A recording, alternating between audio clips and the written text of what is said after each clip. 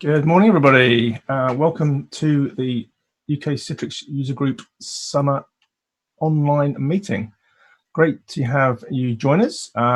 We've got a great lineup of speakers and sponsor sessions today, as always, and you can enjoy them in your comfort of your own office or living room, or sitting on the loo, or whatever you are using as your streaming platform today.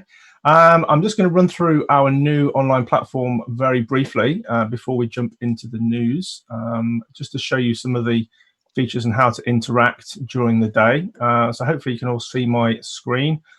So on the front page, if you go to home, we have shortcuts to the various sections of the site. So you can always view the agenda here. So this is what's streaming now. And you see in order of the sessions we have today. You can add these to your schedule by clicking on the favorite icon. And this is the running order for the whole day. To view the live stream, just click into the session, and then you can see the live stream from that particular session. All sessions will be recorded and the slides will be available at the end. So there's no need to ask that for every session. You can ask the speaker questions at any point during the day or even before their session has started. So if you click on their session and go to Q&A at the top of the page, you can then ask a question for the speaker. And then at the end of the speaker's presentation, I'll be curating, either myself or Jim will be creating any questions that have come in, and then we'll get the individual presenters to answer them. You do get points for asking questions. There is a leaderboard challenge we've got going today, and the winner will receive, I think it's £100 Amazon voucher. So again, there's already some questions in there. You can have a look at and answer around some of the presenters and our sponsors. You will also get points for tweeting interesting tweets, and the hashtag is UKCUG. There's a Twitter link down here to see the current live stream of tweets that are going on. There's a general chat page called Community Chat. This is where everyone participating can just talk amongst themselves, comment on the sessions that are ongoing. If you want to find out any more information about our speakers, go to the speakers page. All the bios are here. You can even get contact details from people, and there's links to people's websites. And again, you can chat to the individual speakers from there. And again, it has their session details and social media links, so you can go and follow them on Twitter or connect on LinkedIn. Our sponsors page. So again, these events are always free to attend, thanks to our kind sponsors, and you'll hear from more from them today. So again, thank you, Control Up, who's our platinum sponsor for the day, and again, Flexible IT, Liquidware, Login BSI, Nutanix, Stratodesk, and Tenzig. So thank you all for your support. Social media, again, we have a website, we have a LinkedIn group, you can connect there. Steering group, so if you're interested in presenting or have any questions or feedback about the event today, you'd like to contact us directly, message one of us from the steering group page. Again, you can message us directly in the chat feature on the website. And if you want any help or frequently asked questions, it's right at the bottom. So, very whirlwind tour of our new online platform. Thank you to the outsourced events people who are behind the scenes helping run everything smoothly. But without further ado, I will hand over to our friend James, who's going to run through some of the updates from the last 2 or 3 months for you. Okay, James, if you want to share your screen, and Neil, if you stop. I shall try doing it now. Am I sharing my correct screen there? You can see my chance in the news. Fantastic.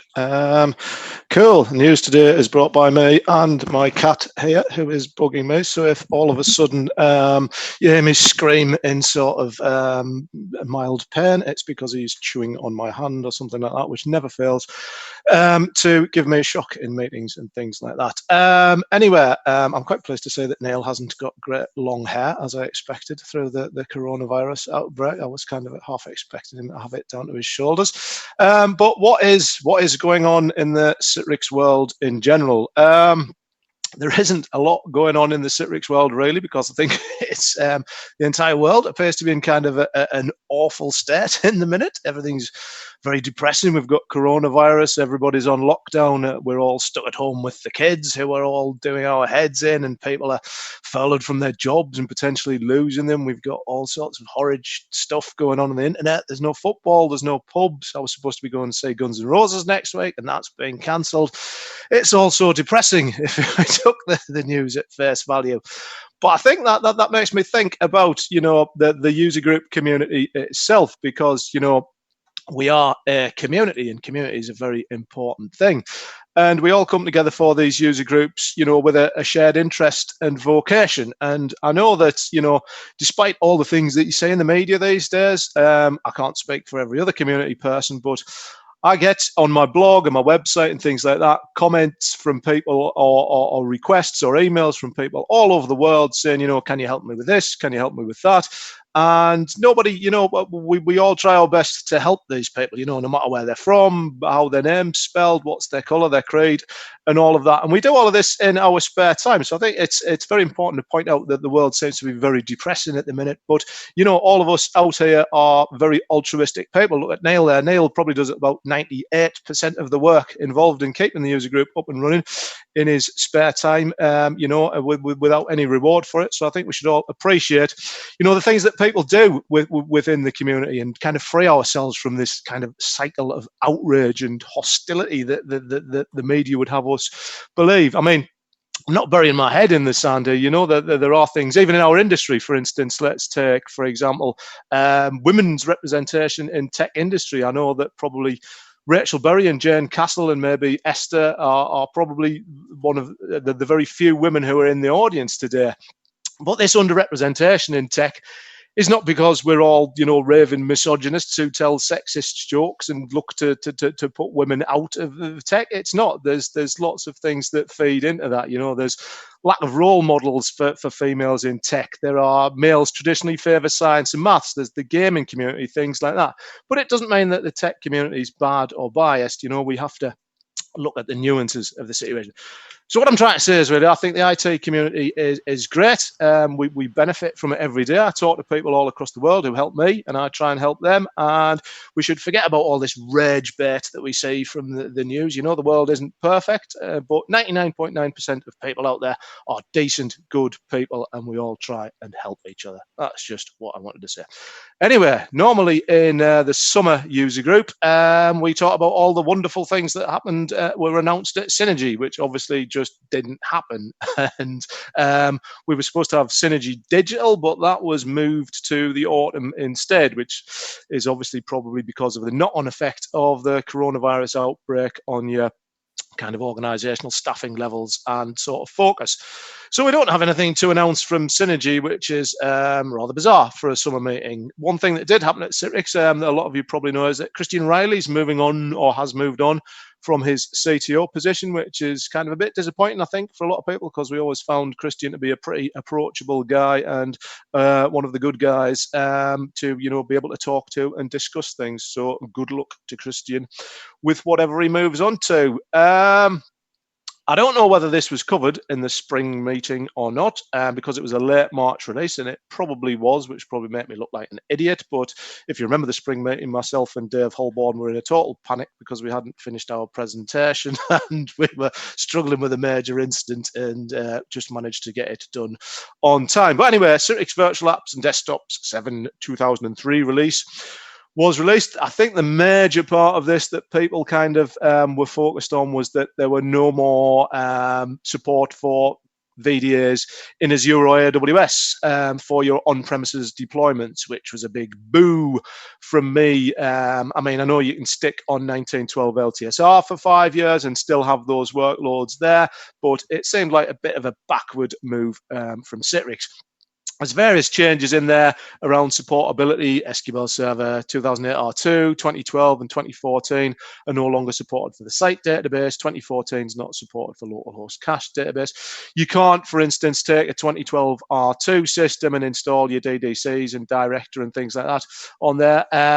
Self-service password reset has now been deprecated in there as well. However, on the more positive side, we have things like EDT, which has MTU discovery capabilities. We've got some more granularity around proxy config options with browser content redirection. One thing that I just realized, you can now drag and drop files and folders between session and client. I know you could cut and paste them directly, files and folders, but now you can drag and drop them between session and client, which is apparently available for evaluation only. I don't understand the sort of distinction of saying it's evaluation only if they want people to go out there and test it, but I guess they're just saying they're not going to provide any kind of much more than best endeavors support around that.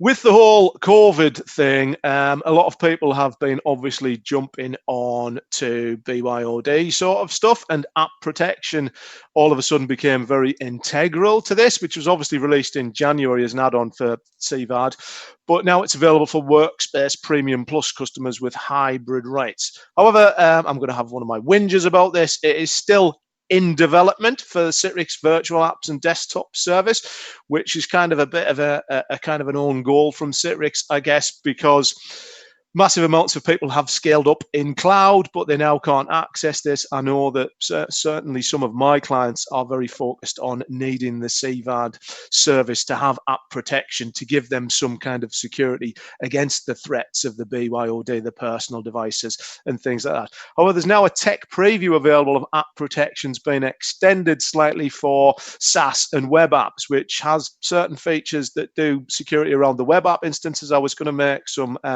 talk about some of the details there, but I've just realized when I was told about it, it was pretty much under NDA. So yeah, you can now sign up for that tech preview if you want to get more security around your SaaS and web apps and things like that. So app protection is, very strategic for a lot of people. Please get it into Citrix Cloud as soon as possible and help us all out. We did very recently, Workspace App 2006.1 was released, which comes with main features are lots more security analytics integration, which is kind of interesting because Workspace App Receiver, whatever you want to call it, has the potential to be able to kind of do a lot of gathering of sort of information and analysis on the endpoints that users use and potentially give us a bit more management capability out there. So it's interesting to see moving that security analytics integration. There are also Teams HDX optimizations, like you can see in that image there, where on the left a user's other app is showing over the top when they're screen sharing, but now it's blacked out. So they're extending that Teams optimization, which again, as we've scaled up with the whole COVID thing, Teams is all of a sudden very much front and center. Everybody wants to be using it, and all of the advanced super features like backgrounds and crazy things like that and raising your hands. Talking about Workspace App 2006.1 leads me on quite nicely to talk that recently, over the last week, there were some vulnerabilities in Receiver that were announced. So you need to get out there and get upgrading. It's not a remote code execution, so not like mad sort of red status, but it's a binary planting vulnerability. So you'd still pretty much want to get on it and patch it in a sort of, a pretty a good fashion. Citrix's documentation says you need to be on 1912 or higher. However, the CVE that goes along with it says 2006.1 should be the version you're aiming for. So there's a bit of lack of clarity there that would be nice from Citrix. But suffice to say, if you've got older Receiver versions, older Workspace app versions, you need to look at getting those upgraded as soon as possible. Again, when you're talking about a bring your own device world, lots of personal devices, it can be very difficult to manage that, but these are the challenges that we're left with. So yeah, we now have a focus around that because security is all of a sudden back in vogue. Citrix Cloud has had some improvements, MCS improvements out there. We have new workspace environment management features in tech preview, like user elevation control, GPU importing features, and things like that. However, something that's pretty close to my heart is Web Studio. Now, if you log on to Citrix Cloud and you click on the Manage button, it will give you the option to use the full configuration version, which is basically the crap old Studio as a published app, but you now have Web Studio.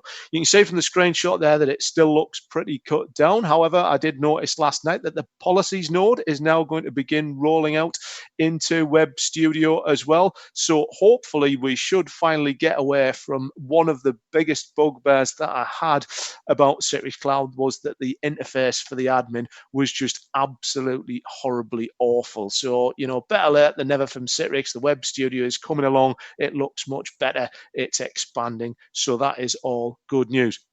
Also interesting to call out is that Citrix managed desktops. I had a run through of it recently with Dave Brett, who was showing me some stuff in there, and I was very impressed that Citrix managed desktop service is now finally looking pretty reasonable.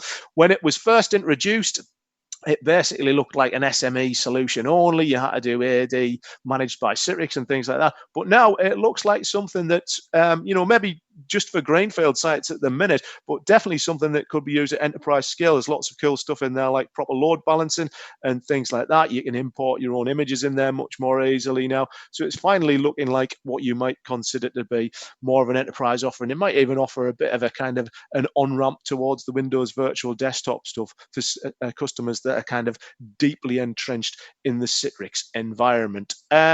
So that's about all of the news that we have sort of coming up and out from there. I have absolutely no idea what time it is. Oh, it's just after past, so I think I'm just about on time. Quick shout out to Kev Howell. Right, Kev, you're supposed to be involved in the community. Don't phone me when I'm in the middle of doing a session. That's really, really inconsiderate. But there you go. Thank you.